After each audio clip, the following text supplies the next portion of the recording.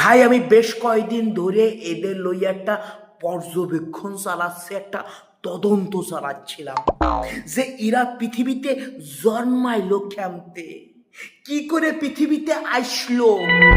আমরাও মানুষ, হ্যাঁ তারাও মানুষ। আমরা যারা সাধারণ মানুষ আছি আমাদের মধ্যে লজ্জা, ঘৃণা, ব্যাগুণ আছে, কিন্তু এই যে যারা সাদার প্রকৃতির হাঙ্কি টাইপের মহিলারা আছে এদের মধ্যে তাহলে লজ্জা ঘৃণা নাই কি লাই। তারপরে আমি রাত জাগি জাগি পঞ্জিকা ঘাইটে মাইটে উল্টো পাল্টা করি আমি জানতে পারলাম যে আমরা যারা সাধারণ মানুষ আছি আমরা কোনো না কোনো তিথি অনুসারে জন্মগ্রহণ করছি। অর্থাৎ মাসের 30 দিনে 30খানা তিথি থাকে না, ওই তিথি অনুসারেই হচ্ছে কি আমাদের জন্ম হয়েছে। কিন্তু এই যে যারা বারানি প্রকৃতির হাঙ্কি টাইপের মহিলারা আছে এরা ওই তিথির মধ্যে জন্মায় নাই।